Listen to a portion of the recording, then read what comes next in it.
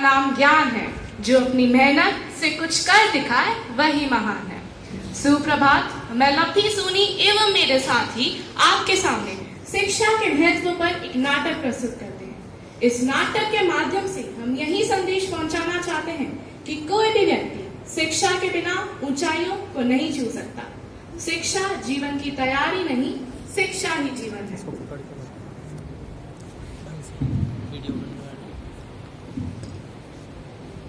Mummy हम आ गए। Mummy, मैं अपनी कक्षा में प्रथम आई हूँ और मैंने गणित और अंग्रेजी में पूरे अंक प्राप्त किए। अरे वाह, मुझे तुम दोनों पर बहुत गर्व है। वे बहुत खुश थे। इतने में उनके पिता घर लौटे। वे पुराने ख्यालात के इंसान थे। वे मजदूरी करके पैसे कमाते थे। क्या हुआ? तुम सब बहुत खुश लग रहे हो। साक्षी का रिश्ता पक्का हो गया क्या? अरे नहीं, अपने बच्चों ने इस साल परीक्षा में बहुत अच्छे अंक प्राप्त करे। मैं तो चाहती हूँ कि आप इनका दाखिला हाई स्कूल में करवा दें। High school? मैं तो इन्हें स्कूल में भी नहीं पढ़ाऊंगा। जितना पढ़ाना था पढ़ा लिया। अब सोनू मेरे साथ मजदूरी करने चलेगा और साक्षी का जल्द से जल्द रिश्ता करवा देंगे। परंतु मैंने तो कुछ भी नहीं। मैंने तो कह दिया वही होगा। वे दोनों बहुत उदास थे। उनको पढ़ना था परंतु उनके पास कोई रास्ता नहीं था। वे दुखी होकर सो गए। अगले दिन पिता सोनू को मजदूरी करवाने लेकर जाते हैं।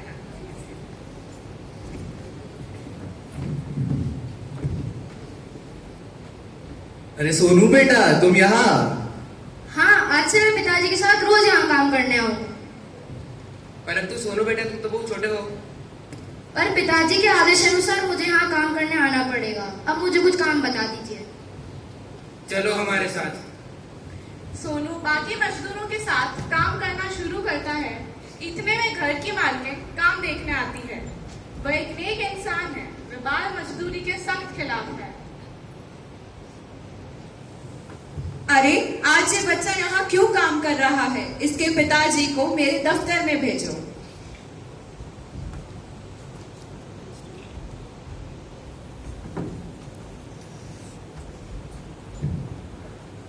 क्या हुआ मालकिन? तुम अपने बच्चे को यहाँ काम करने के लिए क्यों लेकर आए हो?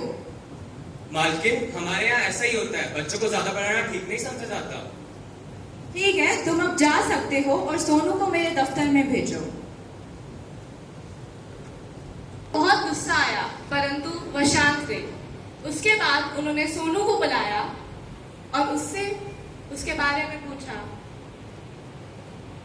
तुम और साक्षी बहुत होशियार हो। तुम चिंता मत करो, मैं तुम्हें पढ़ाऊंगी। आज रात यहाँ आ जाना। उसने घर जाके साक्षी को पूरी बात बताई। अरे वाह सोनू, लगता है मालकिन बहुत ही अच्छी है। हाँ, वो सब छोड़ो और चलो मेरे साथ। वे दोनों पिता से झूठ बोलकर चले जाते हैं।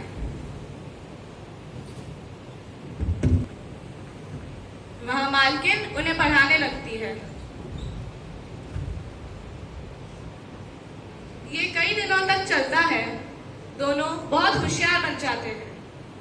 एक दिन मालकिन ने उनसे कहा, क्या तुम्हें पता है शहर में एक प्रतियोगिता हो रही है जिसमें जो सबसे ज्यादा सवालों के जवाब देगा उसे 1 लाख रुपए का इनाम मिलेगा। क्या तुम उसमें हिस्सा लेना चाहोगे? हाँ, जरूर।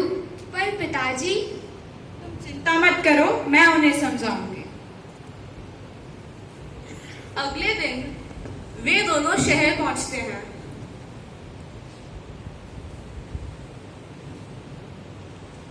और प्रतियोगिता में पूरा मन लगा के सवालों का जवाब देते हैं।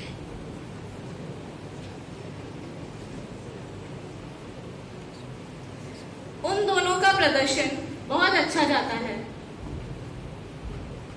दिन में वह घर आते हैं और खाना खा रहे होते हैं।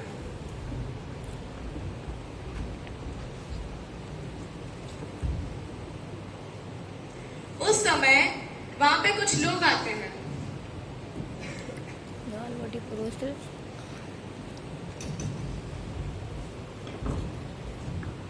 नमस्ते।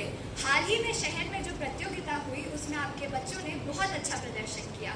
ये लीजिए 1 लाख रुपए इनाम। 1 लाख? यह सब कैसे हुआ? कहाँ हुआ? कब हुआ? बच्चों ने उन्हें पूरी बात बताई। तुमने मुझसे ये छुपाकर अच्छा नहीं किया। परंतु अपने बच्चों ने गलत ही क्या करा है। इस संसार में शिक्षा के बिना कुछ नहीं होता। मैं तो चाहती हूँ कि आप इनसे माफी मांगे। यह सब मालकिन की वजह से हुआ है, आप उन्हीं से माफी मांगिए। अगले दिन पिता मालकिन के पास जाते हैं। मुझे माफ कर दो मालकिन, आपने मेरी आंखें खोल दी। आपने मुझे शिक्षा का सही महत्व बता दिया। अच्छा, अब समझे, शिक्षा एक ऐसा हथियार है जिससे पूरी दुनिया को बदला जा सकता है।